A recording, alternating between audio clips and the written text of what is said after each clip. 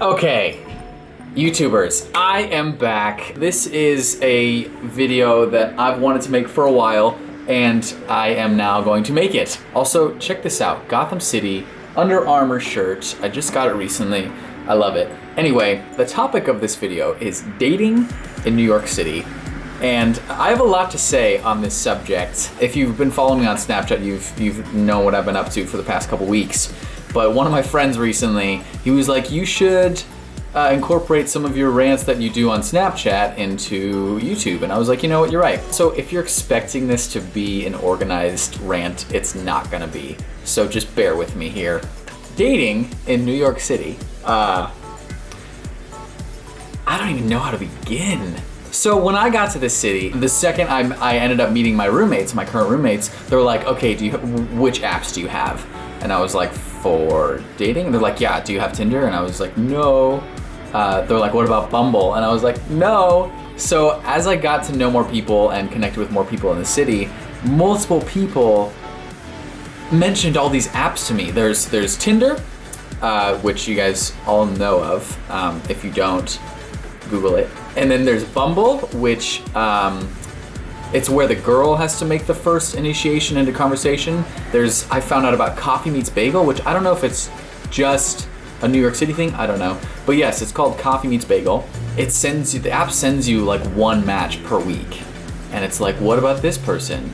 And so if you don't like that person or whatever, or you base your judgment on them appearance-wise and you don't like them, then you have to wait a whole week until you can get another match.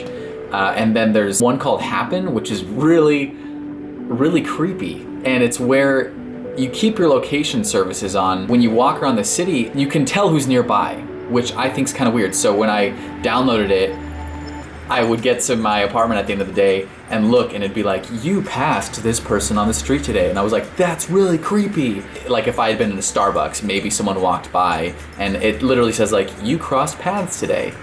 That's weird. So I went through a phase, I would download the apps and then delete them and then download them again. And it just got to a point where I was like, I'm done. So I don't have those apps anymore. I've now come to a point where if I meet somebody, I meet somebody, and it's not gonna be through an app because those are like online shopping for people. And I don't like that. I think that if you're meant to meet somebody, you will meet somebody, at the supermarket or in a coffee shop, and you bump into each other and then you like spill a little bit of coffee, like, oh my God, I'm so sorry. And she's like, it's cool. What's your name? There's a meeting, things like that. That stuff never happens to me, but maybe it will. What else? New York City dating is very fast paced. And like I said, with those apps, it's just like, okay, I have some free time, like let's see what's happening. And I now have some experience post relationship from over a year ago. I've now dated, and so I feel like I have an educated experience from California dating to New York dating. I ended up seeing a girl for a couple weeks. I didn't vlog it because that would have been weird. It was just kind of a chance meeting.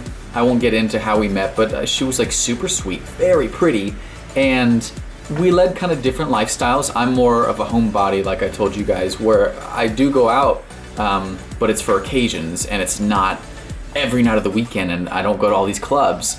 So I met a girl and she was very much like that, and so that's cool. And I thought that the lifestyles could mix, but they definitely couldn't. And I don't know if you guys have heard of the term called ghosting, but it's essentially where you're talking to somebody and you just like disappear. You just stop texting back. Maybe you've gone on a couple dates and then you just stop. So with this girl, super sweet. Oh, she was she was nice one-on-one. That's all I'll say. She was very nice one-on-one. And then when we saw each other outside of just hanging out one-on-one, it was different. And so after a couple weeks, she just like disappeared and it just phased out. It just stopped, which is fine because I then from that realized that I want to meet somebody and mix with somebody who shares more common interests and a similar lifestyle.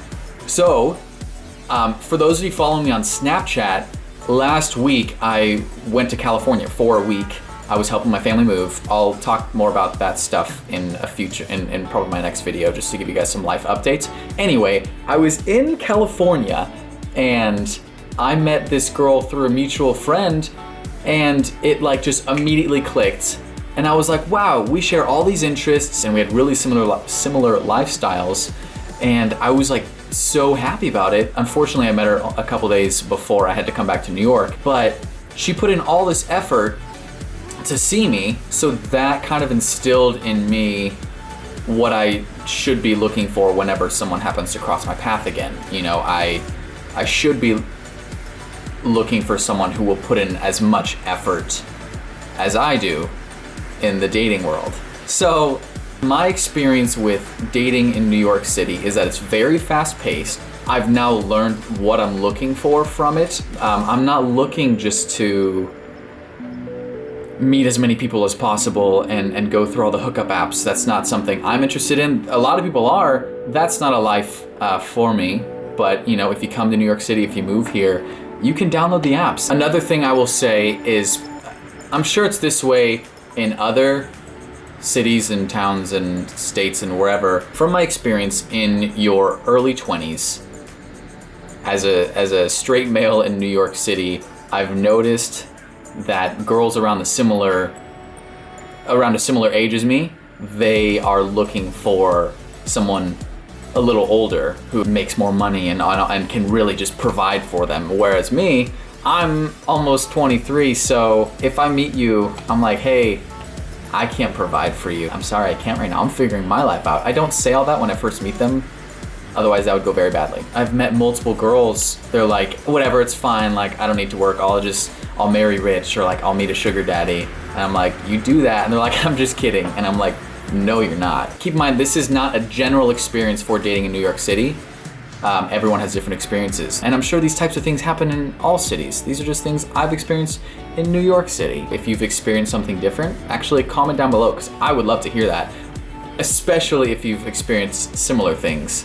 So that's all I have to say today. I have a lot more videos coming up. I kind of took a break from the channel, a lot of life updates to share with you guys in a future video. Expect more videos like this to come along in the future, because sometimes I have a lot to say.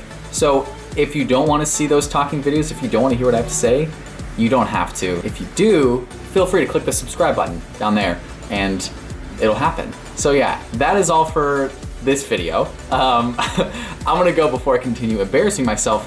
Thank you guys for watching, and I will see you guys soon.